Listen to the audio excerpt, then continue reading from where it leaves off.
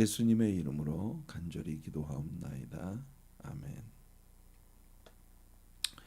자, 오늘 우리는 요한계시록 17장과 18장 두 장을 통독하는 날입니다. 요한계시록 18장 2절 말씀을 본문으로 해서 요한계시록 18장 2절 말씀을 본문으로 해서 무너졌도다 큰 성 바벨론이여라고 하는 하나님의 말씀에 있는 그대로를 제목으로 삼아 오늘 아침 같이 말씀을 나누도록 하겠습니다. 자, 요한계시록 18장 2절입니다. 힘찬 음성으로 외쳐 이르되 무너졌도다 무너졌도다 큰 성 바벨론이여 귀신의 처소와 각종 더러운 영이 모이는 곳과 각종 더럽고 가증한 새들이 모이는 곳이 되었도다. 네. 오늘 우리가 통독할 말씀은 요한계시록 17장과 18장 두 장이 되겠습니다. 요한계시록 17장은요 정치적 권세와 야합한 종교적 바벨론에 대한 하나님의 심판이 선언되고 있는 말씀입니다.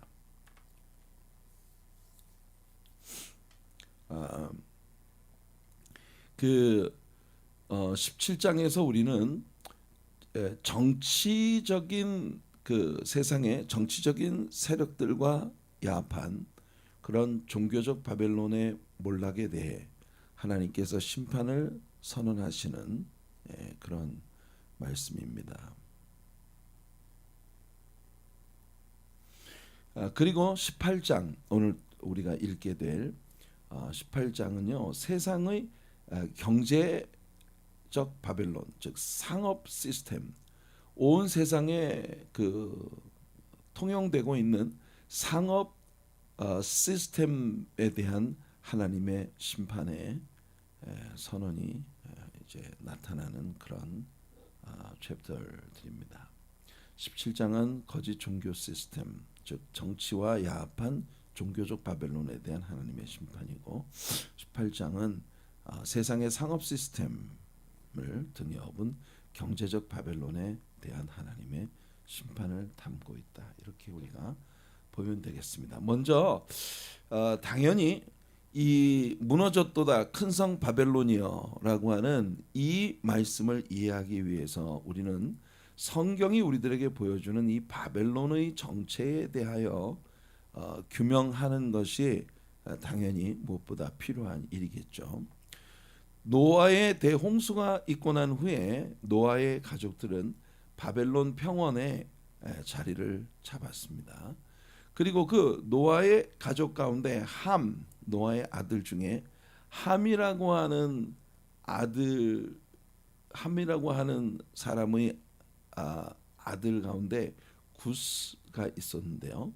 이 구스가 낳은 아들 중에 니므롯이라고 하는 이름을 가진 아들이 있습니다.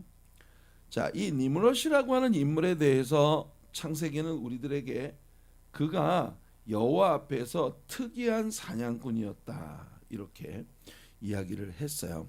근데 여호와 앞에서라고 하는 그 앞에서라는 말이 사실상 against라고 하는 의미를 가지고 있는 그런 단어입니다. 그래서 여호와 하나님을 대적하는 일에 있어서 아주 특이한 사냥꾼이었다. 그러니까 정말 겁없이 하나님을 대적하는 그런 부류의 인간이었다고 하는 걸 우리들에게 보여주는 겁니다. 니므롯이라는 이 니므롯이라고 하는 사람에게 스므라머스라고 하는 와이프가 있었어요.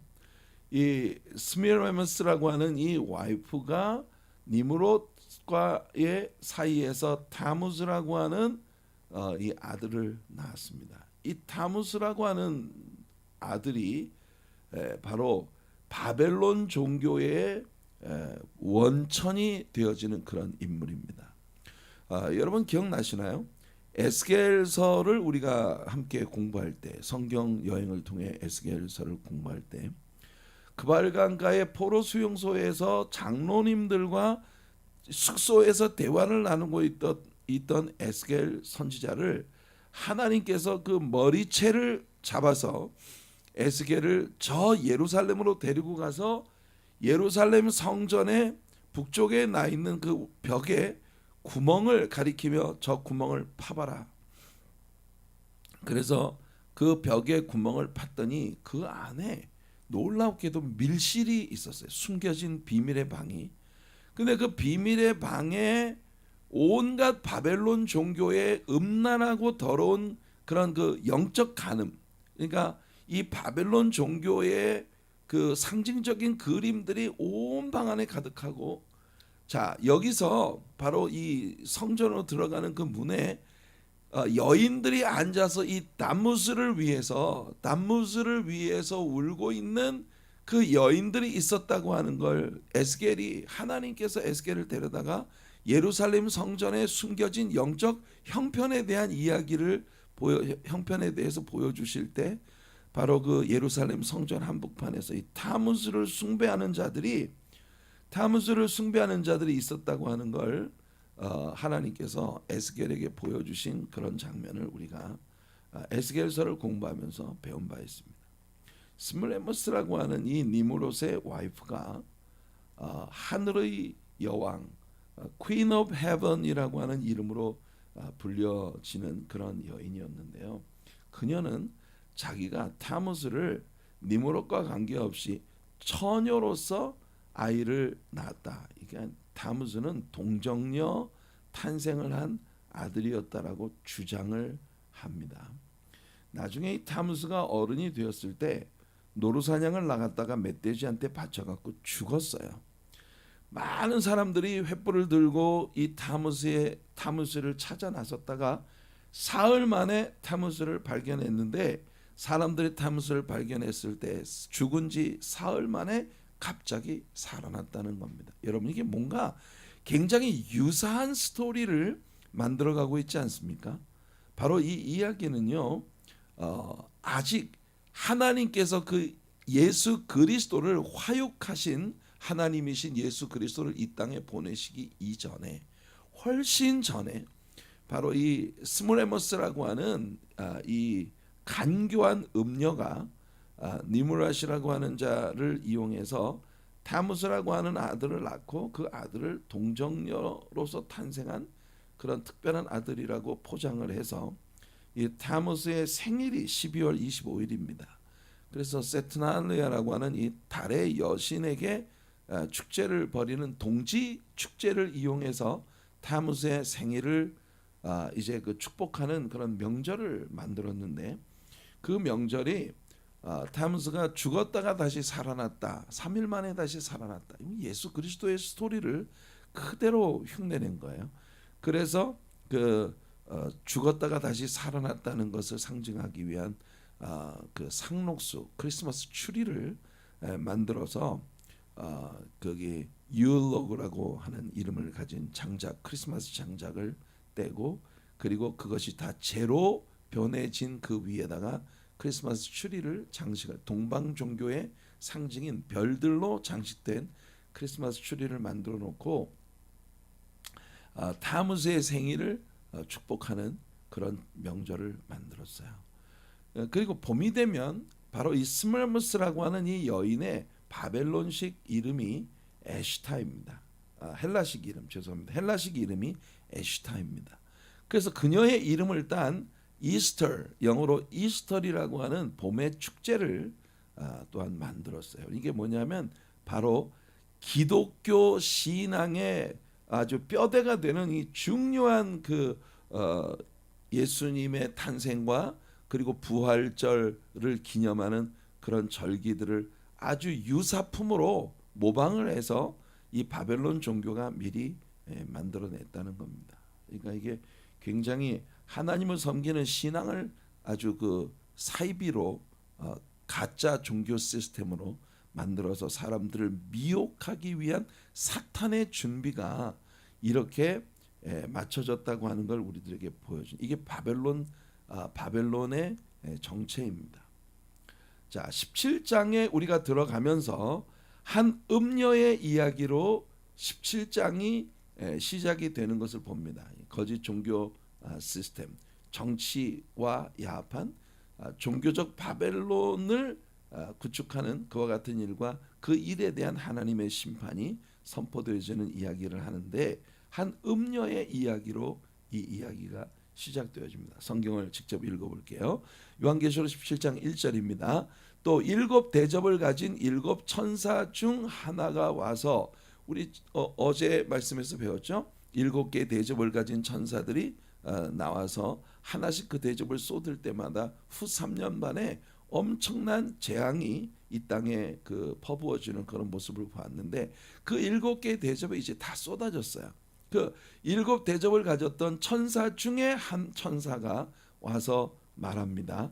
이르되 이리로 오라. 많은 물 위에 앉은 큰 음녀가 받을 심판을 내게 보이리라. 우선 이 요한의 성경의 기록의 패턴에 있어서 많은 물, 큰 물이라고 하는 것은요, 이 세상을 상징합니다. 온 세상의 여러 열방들, 모든 나라들, 이 많은 물이라고 하는 것은 이 세계를 상징해요. 그래서 우리가 다니엘의 그 예언서에 있어서도 중요한 코드가 물 위에서 올라오는 네 가지 짐승들이 세계 역사를 지배할 제국들의 흐름을 보여주는 그림이었다는 걸 우리가 볼 수 있습니다. 그래서 이 요한계시록에서 요한이 많은 물을 이야기할 때는 그것이 온 세상을 이야기합니다. 모든 세상 위에, 모든 세상을 밟고 그 위에 서 있는 큰 음녀, 이걸 음녀라고 이야기하는 것은요,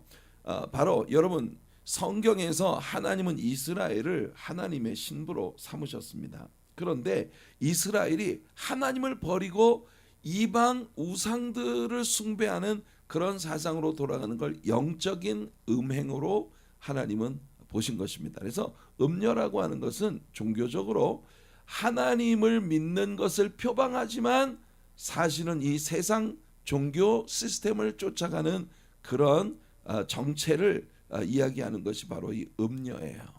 과연 많은 물 위에 앉아 있는 이 큰 음녀는 누구를 말하는 것일까요? 세상 나라들에게 큰 영향을 미치는 종교 시스템으로 일어섰지만 사실은 그게 거짓 종교 시스템이었다는 겁니다. 자, 여기 2절을 보니까 땅의 임금들도 이 보세요. 앞에 분명히 종교 이 타락한 음녀, 타락한 종교 시스템인데 이 종교 시스템에 정치적 지도자들인 politician들, 이 킹들, 왕들이 야합하고 있다는 걸 우리에게 보여줍니다. 그래서 땅의 임금들도 그와 더불어 음행하였고 땅에 사는 자들도 그 음행의 포도주에 취하였다. 이렇게 말을 하고 있습니다. 이 거짓 종교 시스템의 타락에 정치적 지도자들인 임금들도 일조했다는 걸 우리들에게 보여주는 그림이에요. 그러니까 이것은 쉽게 이야기하면 교회 속에 하나님을 섬기는 교회 속에 이교적 사고를 끌어들인 사건을 보여주는 그림이라는 걸 우리가 알게 됩니다. 바로 이런 일은 언제 벌어지게 되었느냐 하면은 소위 교황권이 절정에 달했을 때에 벌어진 그런 일이에요. 여러분 교황 이노센트 3세라는 교황이 캐톨릭의 그 교황으로 일어섰을 때 이 사람이 오늘날까지도 캐톨릭 교회가 교리적으로 수행하고 있는 여러 가지 일들을 만들어냈습니다. 그래서 1198년부터 1216년까지 교황의 그 직분을 그 감당한 사람인데요. 이 이노센트 3세가 교황으로 있을 때에 이 사람은 독일, 프랑스, 영국의 왕들을 완전히 지배하는 모든 이 세상의 독일과 프랑스와 영국의 그 왕들 위에 비잔틴 황제 위에 있는 교황이었어요. 그러니까 이 교황은요 모든 왕들 위에 왕을 교황이 세우기도 하고 폐위하기도 할 수 있는 그러니까 정치적인 꼭지점에 있는 이 왕들이 다 교황의 수하에 있는 그런 상황이었다는 겁니다. 이때 이노센트 3세는 두 차례에 걸쳐서 십자군 원정을 명령하기도 했고요.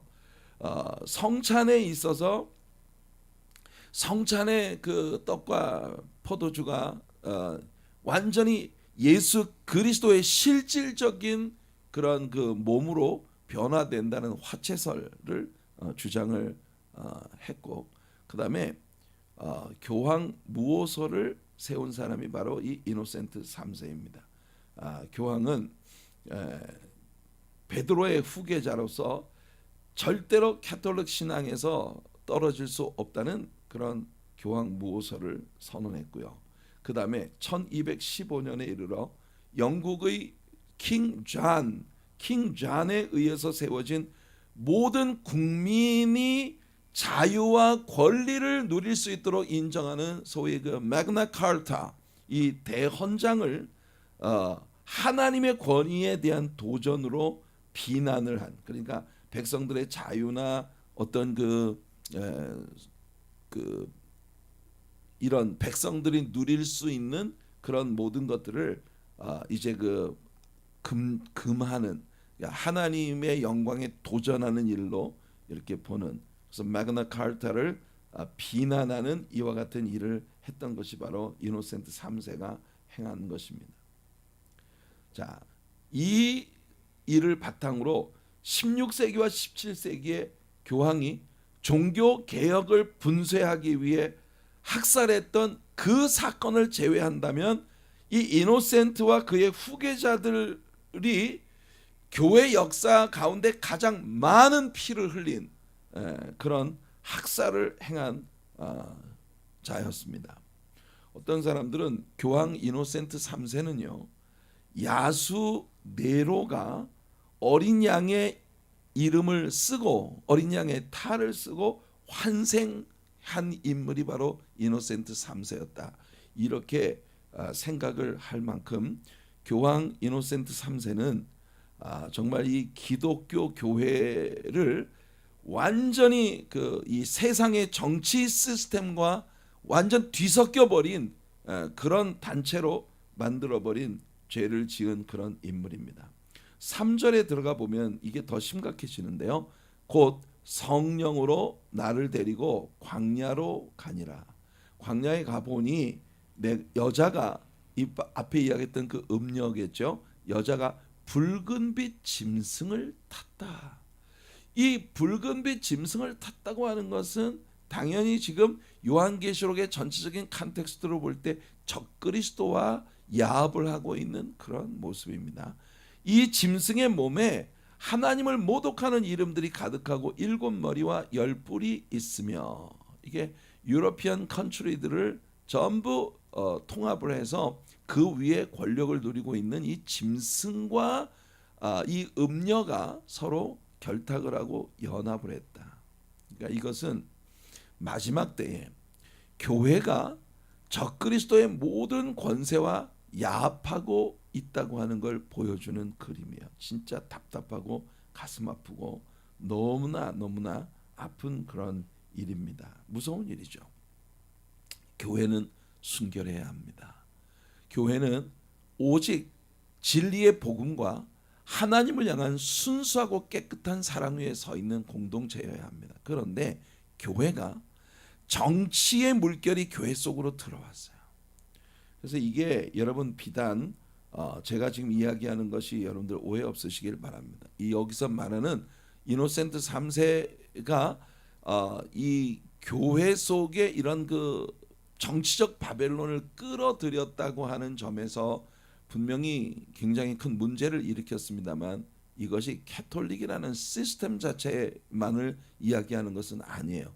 오늘날 여러분 사대교회는 개혁시대의 교회를 보여주는 그림이지만 사대교회는 주님 앞에 칭찬 한마디 못 들었어요.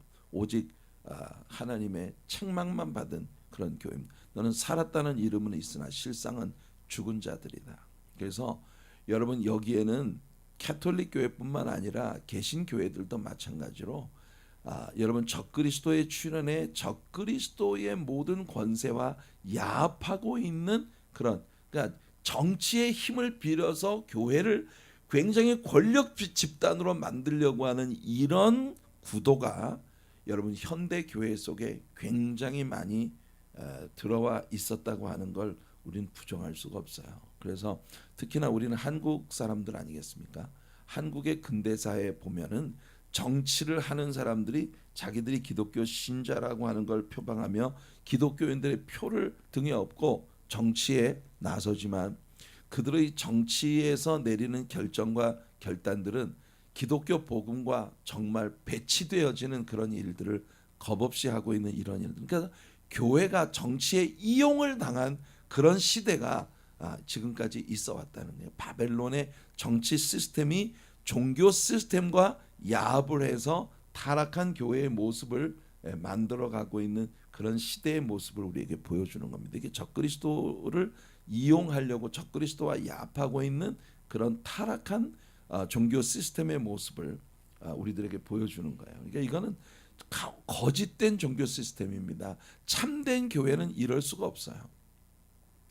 그 여자는 아까 이야기한 그 음녀는 자주빛과 붉은빛 옷을 입었다. 이 붉은빛 옷은 짐승을 나타내는 상징적인 색깔입니다. 자주빛이라고 하는 건 정치계의 왕들이 즐겨 입는 옷의 색깔이에요. 그러니까 정치적, 종교적 으로 타락한 야합되어진 그런 이 모습을 보여줍니다. 그리고 금과 보석과 진주로 꾸미고 손에 금잔을 들고 가증한 물건과 그의 음행에 더러운 것들이 그 안에 가득했다. 그러니까 교황 이노센트 3세의 케이스를 보면 스스로를 왕으로 주장했고 하나님의 절대 권리의 대리자로서 자신은 무오하다, 오류가 없다라고 이렇게 주장을 했고, 그리고 면죄부를 발급할 권리를 자신이 가지고 있다. 그리고 교황 이 이노센트 3세에게 복종하는 것이 곧 구원의 조건이 되어지는. 그러니까 이노센트 3세는 자기 자신을 하나님의 위치에 올려놓고 있는 이와 같은 일을 저지른 것입니다. 자주색과 붉은색이란 왕권과 적그리스도의 색깔을 모두 띠고 있는 그런 모습을 갖추고 있는 걸 우리들에게 보여주고 있는 거예요. 자, 5절을 볼게요. 그의 이마에 이름이 기록되었으니 비밀이라. 그 이마에 이름이 써 있는데 큰 바벨론이라. 뭐 그 이름은 비밀이지만 이 정체는 큰 바벨론이에요. 땅의 음녀들과 가증한 것들의 어미라 하였더라. 이 중요한 게 뭐냐면은 분명히 캐톨릭 교회가 역사 가운데 크게 잘못을 저지른 것이 이 기독교회를 바벨론과 야합하게 만드는 그런 일을 했다는 겁니다. 콘스탄틴 대제는 여러분 정말 250년 동안 10명의 황제들에 의해서 징검다리식으로 이렇게 중간중간에 기독교 박해를 하지 않았던 황제들도 있었습니다만은 10명의 황제가 징검다리식으로 250년에 걸쳐서 기독교회를 핍박했는데, 이때 여러분 순교자들이 600만 명의 그 성도들이 순교를 당했다고 하니까 이게 얼마나 무지막지한 그런 기독교 신자들이 죽임을 당한 겁니까? 그런데 그런 모든 역사를 종식시키고 콘스탄틴 대제가 기독교회를 이제 로마 사람들이 받아들일 수 있는 정식 종교 중에 하나로 공인을 하는, 여러분 오해하시면 안 되는 게 콘스탄틴 대제가 오직 로마 사람들은 기독교만 믿어야 된다고 선언을 한 게 아닙니다. 기독교 역시도 지금까지는 박해를 받고 저 카라콤 지하 묘지에서 비밀리에 예수를 믿는 그런 숨겨진 그룹들이었고 엄청난 순교자 600만 명의 순교자를 낸 그룹이었지만, 이제부터는 기독교 신앙도 모든 로마 사람들이 받아들일 수 있는 정식 종교 중에 하나다라고 하는 걸 받아들인 게 이게 이제 콘스탄틴 대제의 선언이었어요. 근데 이제 고민이 있어요. 왜냐하면 로마의 지배계층의 사람들은 당대 동방 종교의 문화들, 아까 이야기한 바벨론으로부터 내려온 니무락과 그리고 스므레머스와 타무스의 이 삼위일체 시스템에 의해서 구축되어졌던 그 바벨론을 느부갓네살이 나중에 재건을 이제 했죠. 그 재건되어진 바벨론을 통해서 내려온 동방 종교 시스템을 로마 사람들이 대대적으로 믿고 있었기 때문에 이 동방 종교의 문화, 아까 이야기한 타무즈의 생일 동지 축제인 12월 25일의 축제나 또는 봄의 축제 그 에시타, 이스터라고 하는 그런 봄의 축제를 기독교 신앙과 믹스업 시킨 작업을 한 게 바로 콘스탄틴 대제가 행한 일인 것입니다. 마르틴 루터가 종교 개혁을 했을 때에 당시 제사이트에 의해서 90만 명의 이 신앙의 순수성을 지키고자 하는 자들이 프로테스탄트라고 하는 낙인이 찍혀지고 죽임을 당하는 그런 비극적인 사건이 있었습니다. 그러니까 이 마르틴 루터가 종교 개혁을 했을 당시에는 진짜 이 캐톨릭 교회가 개혁이 되어야만 하는 너무나 기독교 신앙의 본질로부터 멀리 떨어져 버린 그런 모습이었다는 걸 역사가 우리들에게 보여주고 있는 것입니다. 불행한 건 뭐냐면 아까도 사대교회 이야기를 했습니다마는 역사 가운데서 이 캐톨릭의 타락한 교회로부터 개혁을 했다고 하는 이 개신교 개혁교회 안에 하나님을 기쁘시게 해드리는 그런 순결이 없다는 거예요. 그러니까 왠지 동방 종교의 전통적인 것들을 받아들인 캐톨릭 교회의 모습을 교회들이 흉내내고 있다는 겁니다. 여러분 중세 캐톨릭 교회의 특징이 뭐였어요? 왜 사람들한테 면죄부까지 판매를 하며 교회가 돈을 많이 확보를 했어야 됐던 겁니까? 그게 뭐냐면 바로 더 으리으리한 건물들을 짓는데 막대한 돈을 쓴 거예요. 대성당들의 시대 이 로마에 있는 성 베드로 성당이라든지 또는 제가 독일에 있을 때 직접 보았던 그 쾰른 돔이라든지 이와 같은 막 수백 년에 걸쳐서 건물을 짓는 어마어마한 프로젝트를 가진 그런 건물들. 이때 당시에는 첨탑의 높이를 1m씩 높일 때마다 하나님께 1m씩 가까이 다가가는 것으로 생각을 했던 거예요. 그래서 그때 당시에 가난한 그 농부들이나 노동자들이 죽은 자들이 예수를 믿지 않고 죽은 자들이 구원을 얻을 수 있기 위해 면죄부를 구입을 하면 죽은 사람도 지옥에서 연옥으로 그리고 천국으로 갈 수 있다는 그런 교리를 받아들였던 거예요. 그러니까 이 교회가 건물을 으리으리하게 꾸미는데 모든 걸 이제 썼던 그런 시대입니다. 대성당들의 시대. 그러니까 여러분 바로 이 개신교회들이 한동안 그렇게 으리으리한 건물들을 갖는 것이 교회의 꿈이었던 시대가 있었어요. 안타깝게도 그런 것을 확보하려고 하다 보니 교회가 교인을 돈으로 보는 겁니다. 교인 숫자가 많으면 교회는 그만큼 파워가 있는 그런 교회가 되는 거예요. 이게 여러분 초창기에 주님께서 이 사도행전에 세우셨던 초대교회의 모습은 여러분 건물이 없었어요. 그냥 사람들이 모이는 곳이 그냥 교회였고 모인 사람들이 교회였거든요. 그래서 그들은 복음의 수수성을 지킬 수 있었던 겁니다. 그런데 여기 보니까 6절 7절을 보면 내가 보면 이 여자가 성도들의 피와 정말 무서운 말이죠. 성도들의 피와 예수의 증인들의 피에 취했다. 이 음녀가 그러니까 이게 종교 시스템 여러분 나중에 예수님이 재림하시기 직전에 이 땅에 존재하는 교회들의 모습 속에 이런 모습들이 여전히 나타나고 있다는 게 요한이 보고 있는 예언의 그림인 거예요.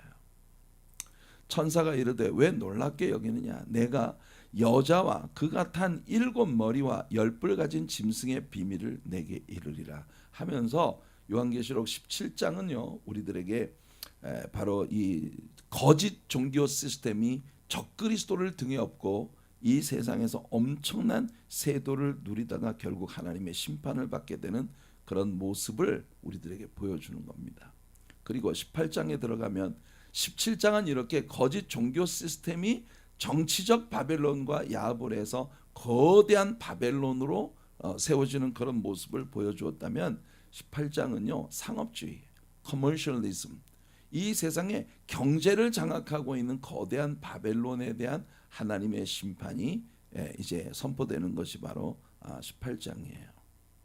이 커머셜리즘이라고 하는 것은 여러분들 인간의 내면에 존재하고 있는 이 갈망, 하나님은 인간을 지으실 때 인간의 내면에 오직 하나님이라야만 채워질 수 있는 그 갈증, 목마름, 이 empty 되어진 vacuum 상태에 이른 그런 공간을 인간의 내면에 하나님이 지으신 겁니다. 왜냐하면 그 부분을 채울 수 있기 위해 하나님을 찾게 하려고. 이게 인간이 존재하는 이유가 하나님을 기쁘시게 하기 위해 존재하는 거라고 요한계시록 4장의 24장로들의 찬양을 통해서 우리는 벌써 읽었지 않습니까?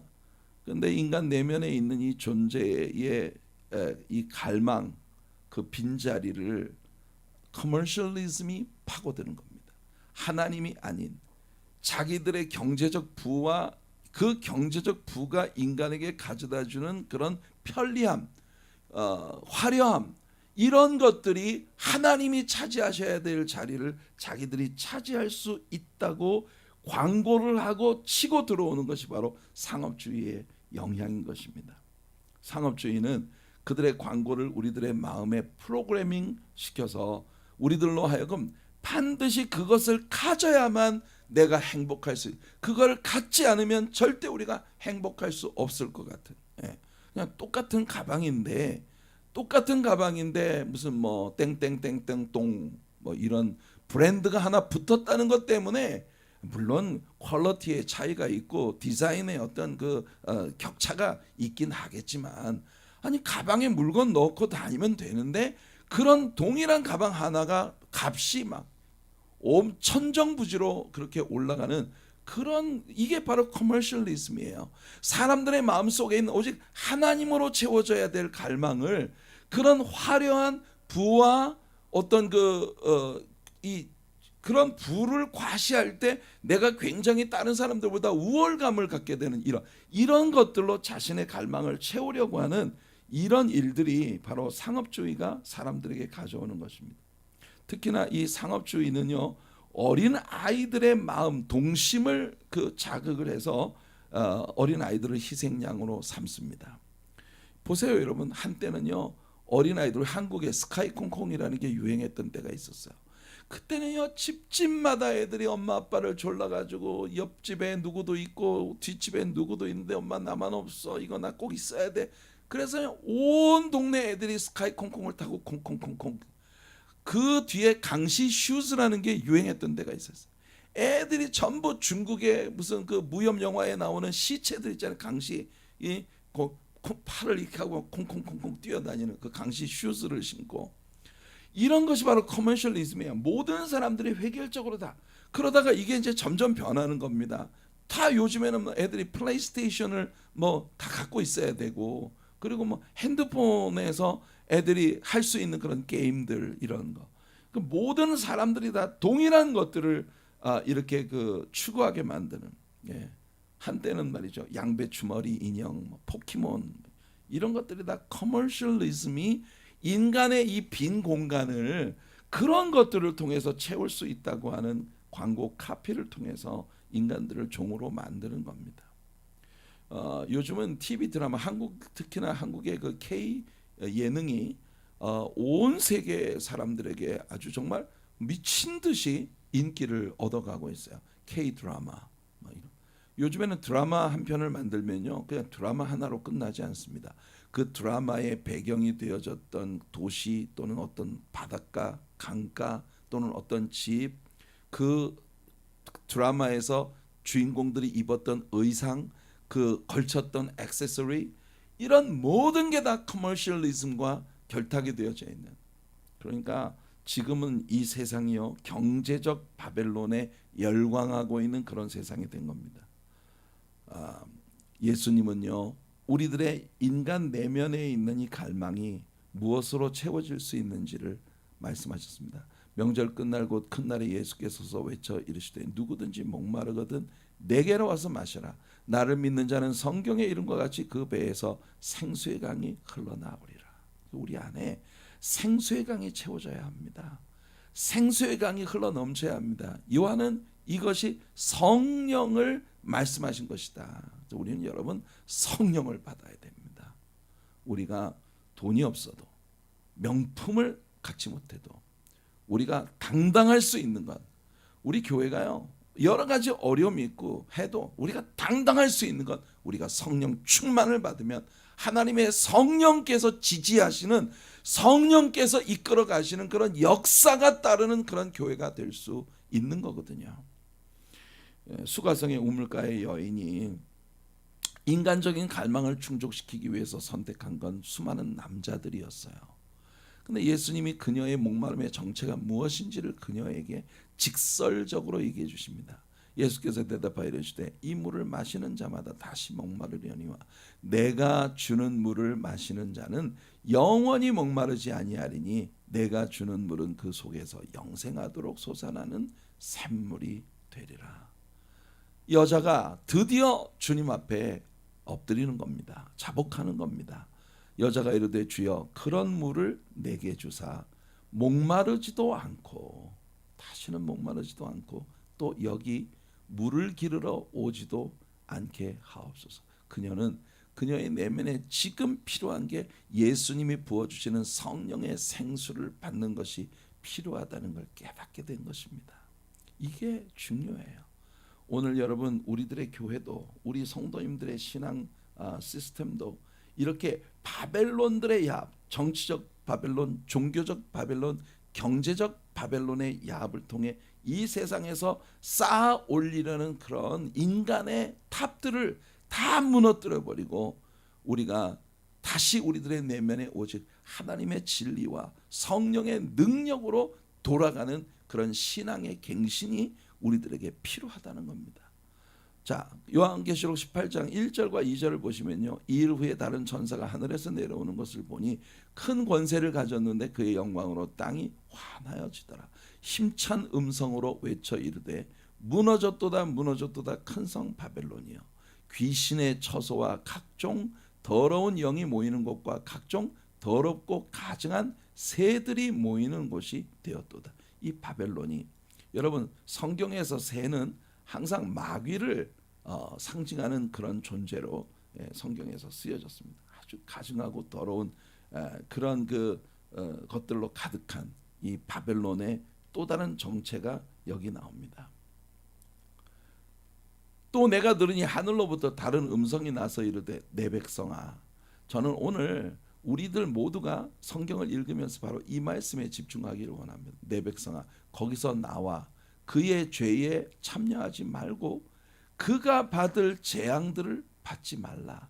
예수님의 이 말씀, 이 계시의 말씀의 중요한 본질이 뭐냐 하면은 오늘날도 이 세상의 교회 시스템 안에 바벨론적인 그런 사고로 교회를 끌어가려고 하는 그런 사탄의 유혹과 도전이 교회 안에 계속 있다는 거예요. 교회가 성공지상주의 또는 이 사람들을 매료시켜서 많은 사람들의 그 무리들로 교회를 채우는 것이 목표가 되어지는. 여러분, 교회가 이 땅에 존재하는 이유는요, 하나님을 기쁘시게 하기 위한 거예요. 늘 말씀드리지만 우리가 하나님을 기쁘시게 하는데 성공하면 나머지는 하나님이 부어주시는 데까지 그냥 우리는 정말 행복한 마음으로 인조이하면서 가면 되는 거예요. 우리가 어디까지 가는 게 하나님의 뜻이든지 우리는 하나님을 기쁘시게 해드리는 교회가 되기 위해서 서야 되는 겁니다. 그러면 하나님께서 모든 걸 책임져 주시고 또 이끌어 주시는 거예요. 그런데 우리가 바벨론적인 그런 사고로 교회를 세우려고 하는 이런 것이 오늘날 현대 교회가 받고 있는 유혹이라는 겁니다. 우리 하나님은요, 동일한 말씀들을 이미 여러 차례 다른 선지자들을 통해 주셨어요.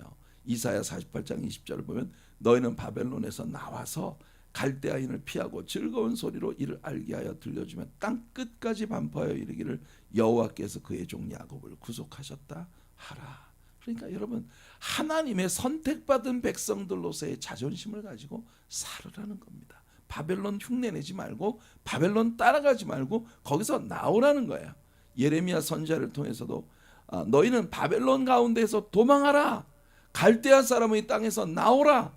양떼에 앞서가는 수염소 같이 하라. 보라, 내가 큰 민족의 무리를 북쪽에서 올라오게 하여 바벨론을 대항하게 하리니 그들이 대열을 버리고 쳐서 정복할 것이라.